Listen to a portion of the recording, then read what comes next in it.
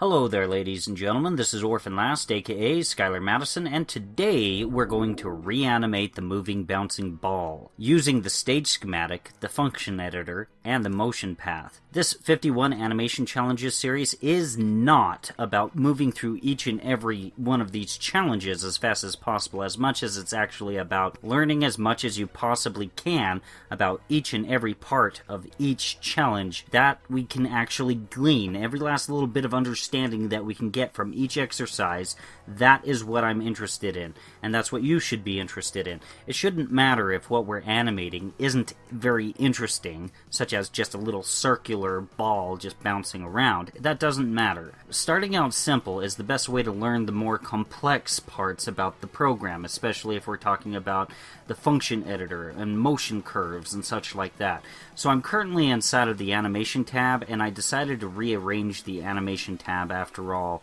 and move the timeline to the bottom of the animation room's interface and move the function editor to the upper right of the interface. And I actually feel as though this works out best because I'm able to see a good number of frames there on the function editor, and I can definitely see a good number of frames and columns available on the horizontal timeline there at the bottom.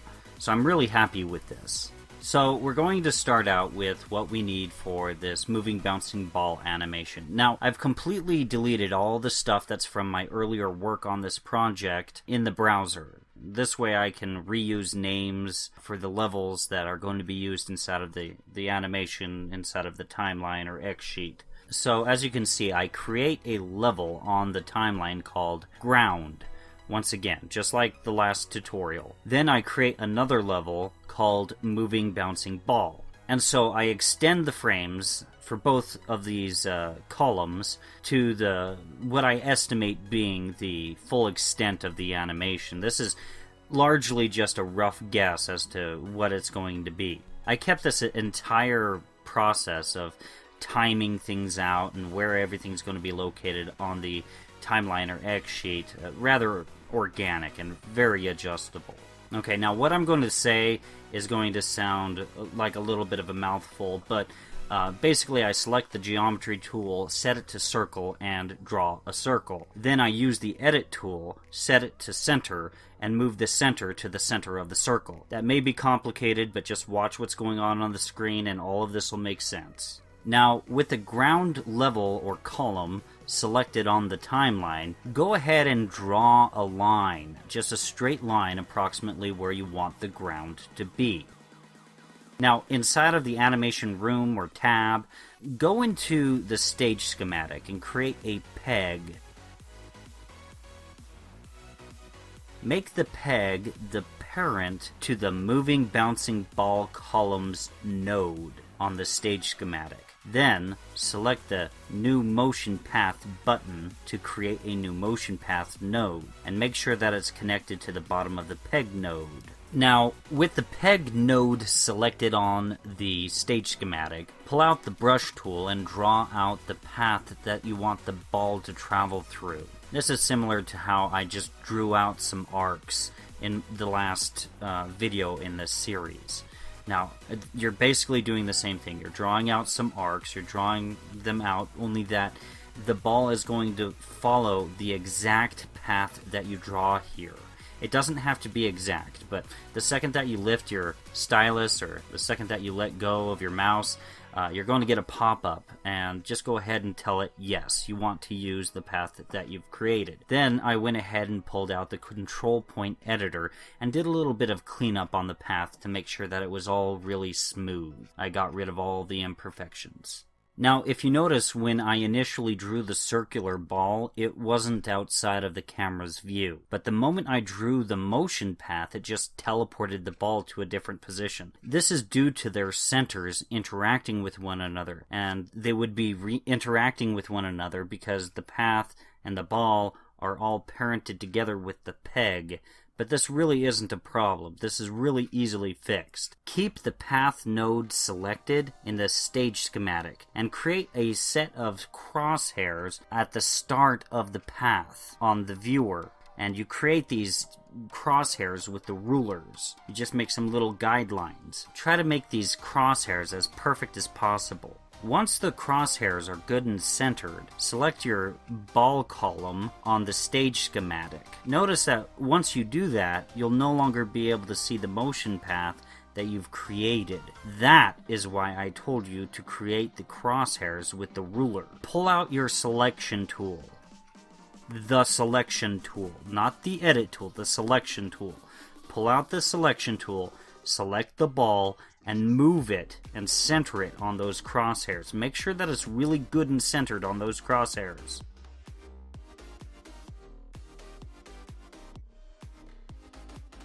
Now, select the peg on the stage schematic, and with the edit tool set to position, make sure you're on frame 1 and position the ball at the start of the path. This will make your first keyframe, and it'll be visible on the function editor.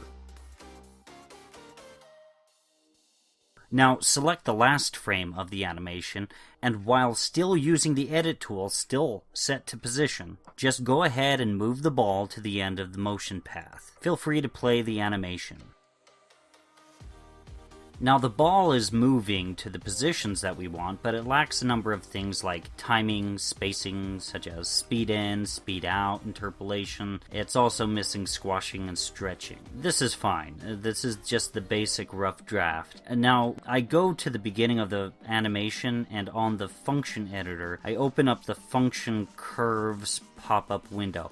I'll get back to that later. It's just something that I want to have available at hand right now, but I'm not going to be using at the moment. At this point, I start scrubbing through the animation and sort of estimate as to where my keyframes and timing should be laid out. This is something that I wind up adjusting all throughout the entire time I'm animating this thing. It's just a rough draft that you're just refining just as you're going along. I put a keyframe on each point of contact, which is basically each point where the ball hits the ground. And this makes things really easy to control. As I move along in the animation process, I extend the amount of frames for the end of the animation. I just wind up having the full animation cover even more frames than what I initially expected. I also keep moving the keyframes around the timeline until I eventually find the timing just feels just right. It's all very organic here. It's just a real organic process. Initially here, I'm just seeing what does and doesn't work. Like I said, this is an organic process. As you adjust and move your keyframes about, remember to play your animation and see if you like the general timing of the animation.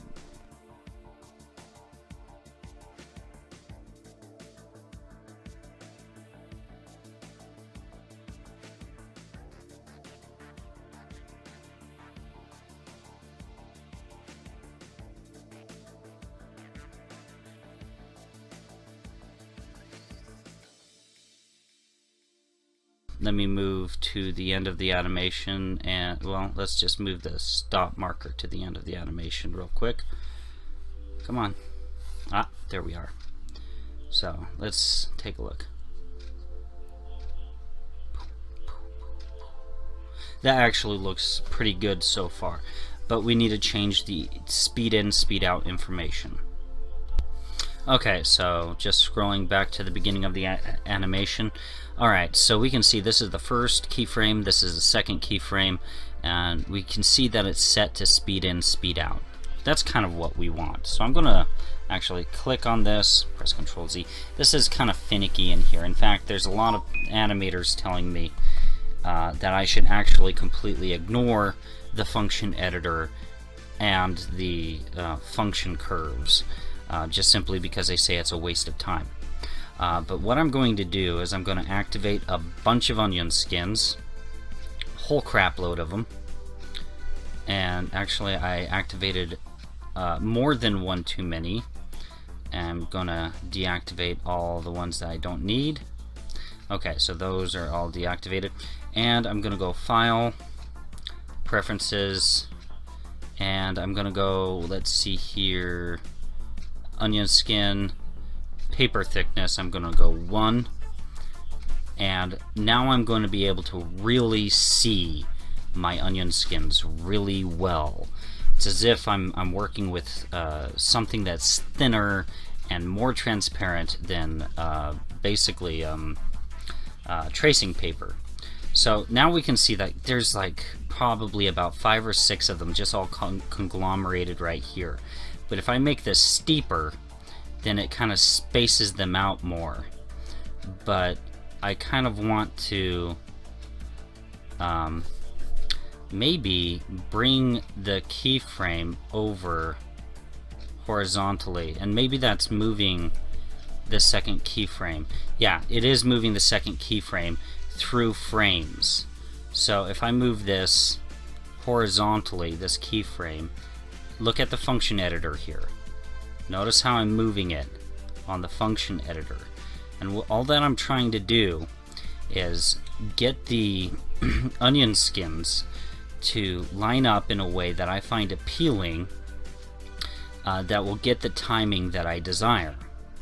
And this is now feeling wrong over here too. In fact, I'm gonna have to, I feel like I need to kind of move these around a little bit more to get it to work. Maybe I can work with this a little bit organically. Now, we don't want, like initially, this is what I found while playing around with the function editor. You don't want to mess around with squash and stretch and skew and rotations and stuff like that initially. What you want to do is get your timing and spacing just right with the motion path.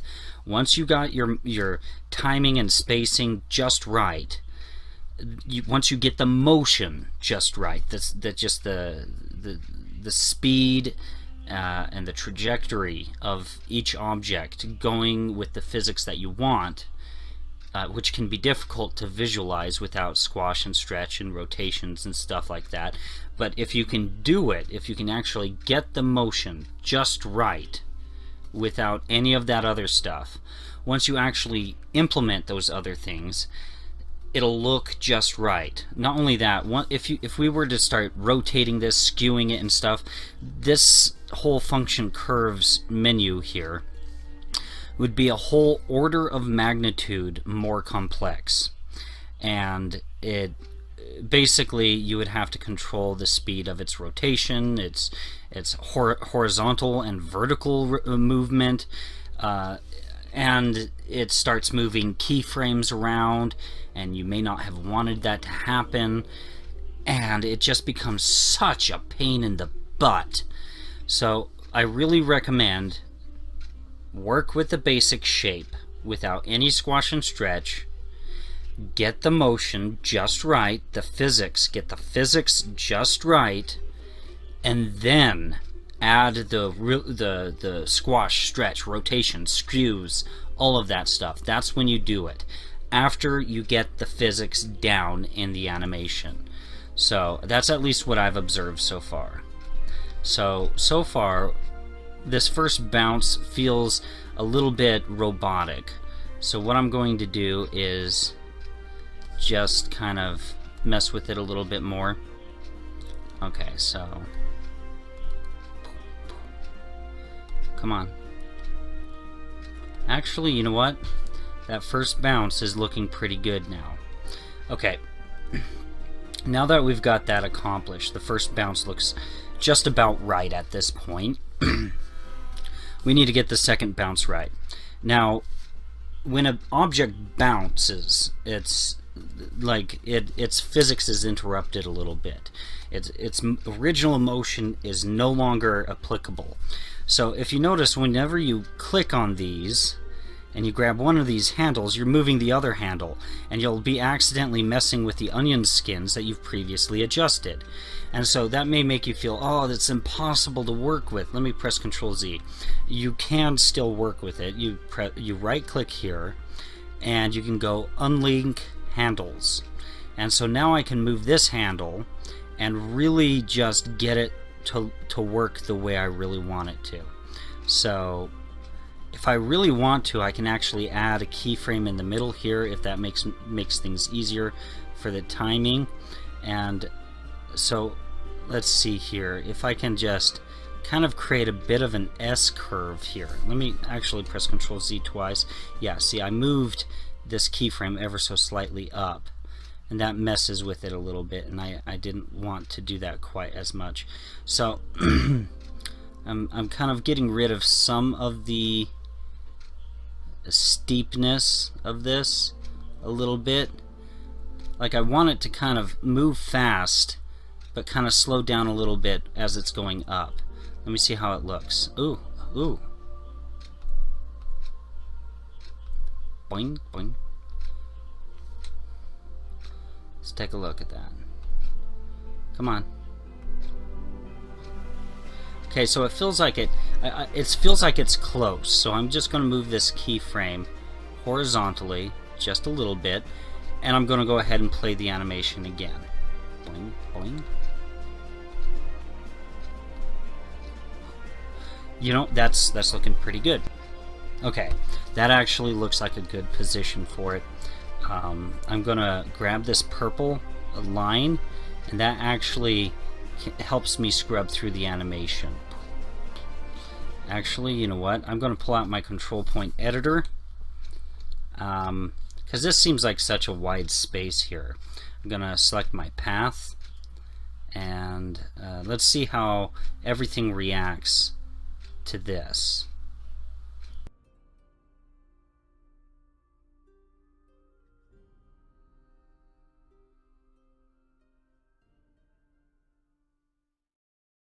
I'm going to go ahead and move this, and I'm actually going to start activating onion skins behind, and that way I can actually have a good idea how to space things out here.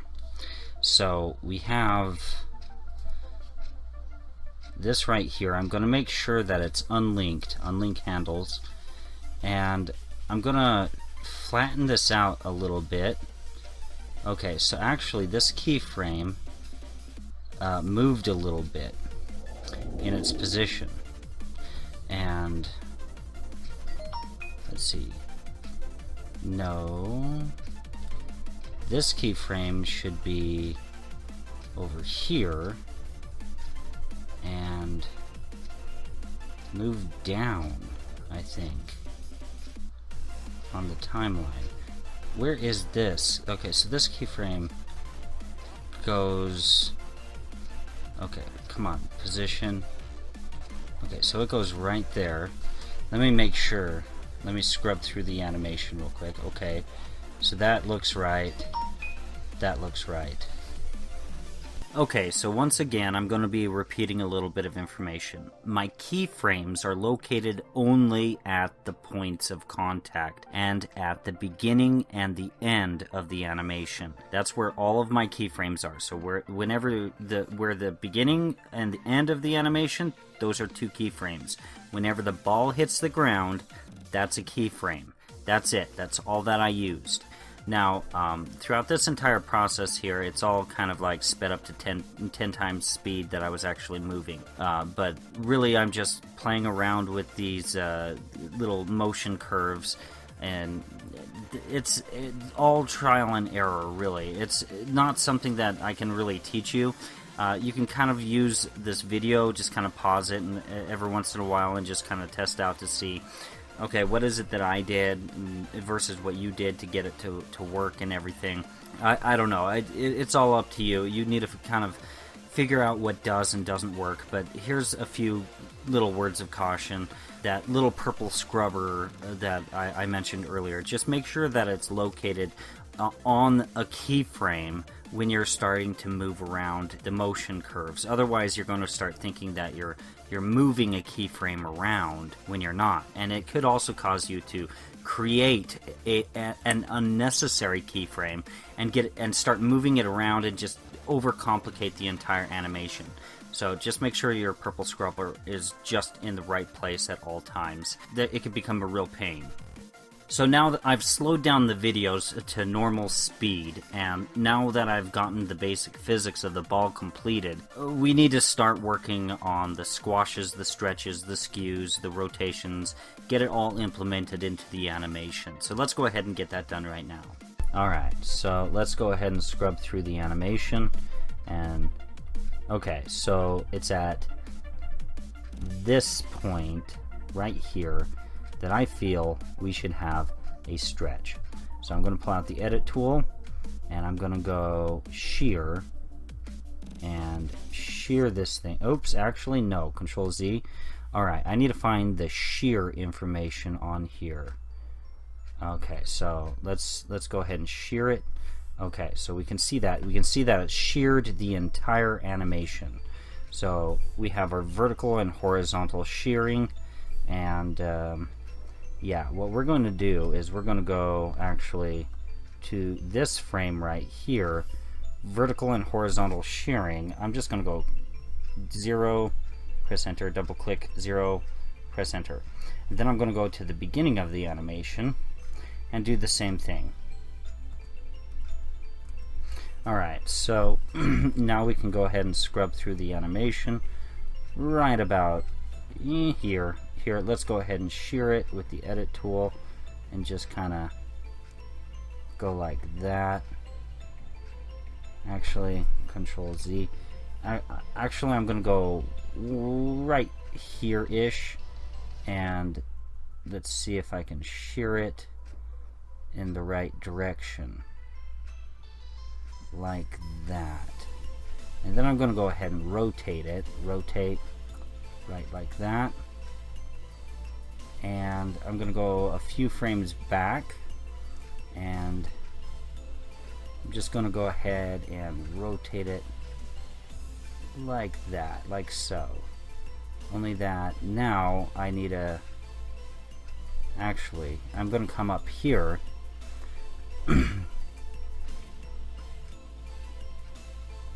and I'm actually going to undo that, and on frame 7 I'm going to go to the horizontal and vertical shear, go 0, go 0, so that everything is good here, and so everything is pointed in the right direction. Only that I want to rotate this one just a little bit. And now on the point of impact right here, I want to shear it now, only that I don't want to rotate it. So shear, let's see if I can shear it like that. That looks pretty good. Rotation, that's good. Shear, yeah, that looks good. So now I just need to go to here. I actually like that shear just the way it is, only that from here I want to have something new here. So I'm going to go ahead and rotate right here, go up a few frames, rotate it right here, looks good. Go down a few frames, rotate it, go down a few frames, and rotate it like so. Just like that. Go up a few frames, and right here actually I want it to kind of return to its original shape a little bit. So I'm going to go shear and flatten it out just a bit, just kind of round it out a bit. Yeah, like that. So let's go ahead and play the animation and see how it looks so far. Alright, so alright, that's looking okay.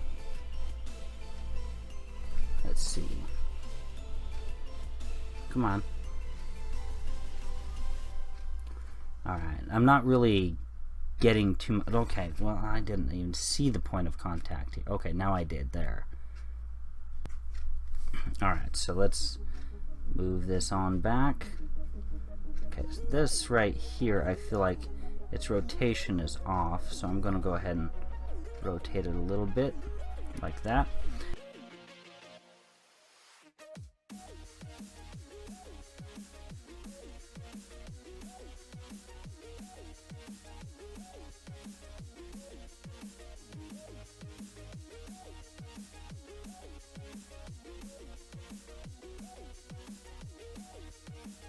That's looking pretty good. Alright, so next frame. Okay, so let's see.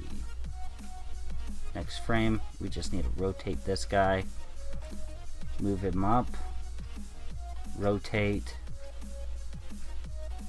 move down a few frames, rotate him once again like that, move a few frames, rotate him back, move up a few frames to about right there, want to return him, so shear, want to return him to his original shape just a little bit, not a whole lot. Okay, so let's take a look at the animation. Boing, boing.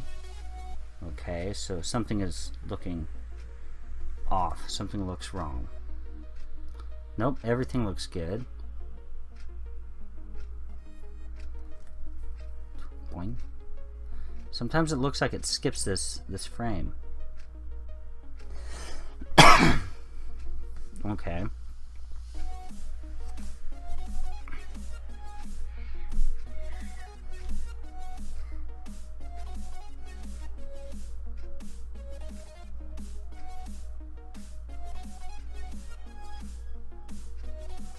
Okay, now I'm going to go ahead and zoom in a little bit and scrub through the animation a bit. I'm going to go ahead and rotate this. Go to the next frame, rotate, rotate, bottom. I'm going to rotate it, oops, going to rotate it so that he's horizontal, and he doesn't really need to squish, so I'm going to go ahead and shear it to being more round, like so. And that looks about right. Only I think I'm going to grab my control point editor actually and move it onto the path and move it up just a bit. Go back to my peg or the moving bouncing ball, yeah, and just kind of make sure that they're all on the same ground plane. In fact, you know, at this point I should actually move my ground plane right now. So I'm going to go ahead and move my function curve, ground, actually go back here. I'm going to need to make a mark right there so that everything is looking just fine. So now that we got that done, I'm going to go to my ground layer, select my line with my arrow tool, with my arrows on my keyboard. I'm just going to move things down, and that looks about right. So I'm going to go ahead and go back to my moving bouncing ball, and I'm actually going to scrub through the animation a little bit right here, and that looks about right here. I'm going to go ahead and use my control point editor actually on the path and zoom in and move the path up just ever so slightly until I feel like it matches where it needs to be. Okay, and I'm going to do the same thing with this frame as well. I'm just going to move it, come on, path, going to move it up ever so slight like that, and use my edit tool, rotation, make sure that he's looking just right. Move it on up through the animation. Okay, control point editor, doesn't really quite look like he's moving in the correct spot. Okay, now we're going to go scrub through the animation.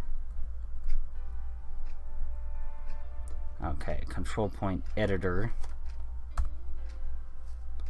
move him up like so, and with control point editor I need to move these guys up as well.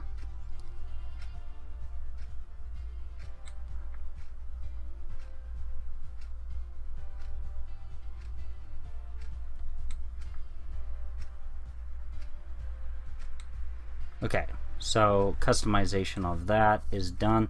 Alright, we should play through the animation, see how it looks. Alright. Okay, it's actually looking better. Okay, why did it do that? Okay, now it looks good. Okay, it's looking much, much closer to the mark, actually. Okay, so scrub through the animation to about here, and I need to actually see what I'm working on. Okay, so here, use the edit tool. Let's see.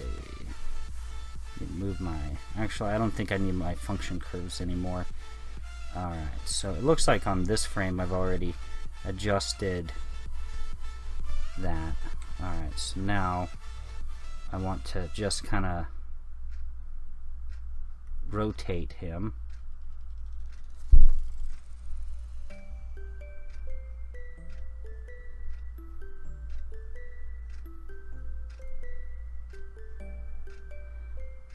Let's see. Actually, let me go to the end of the animation real quick. Vertical and horizontal shear.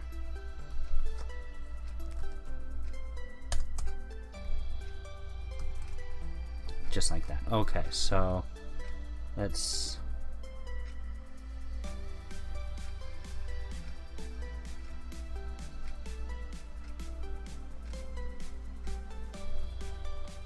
take a look here.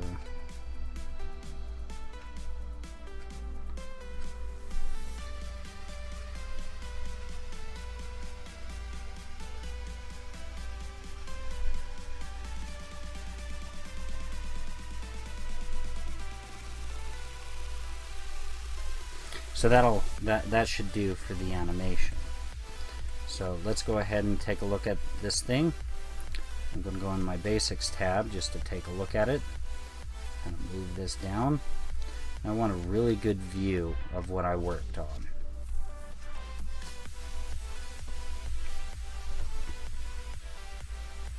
So there you have it.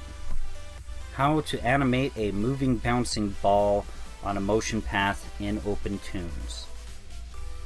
I do apologize for the length of this video. Now, messing around with the function curves and all that, the motion curves and such, you know, I can't really teach too much about that. That's just something that you have to learn through trial and error. But as long as you kind of follow those general rules that I told you, make sure that the purple scrubber is just basically located right on a keyframe every time that you mess around with the curves and all that, and make sure that your start and stop markers are in the right place so that they don't skew your perception of your timing and everything like that. As long as you're able to do those things, then pretty much you can't go too wrong with it.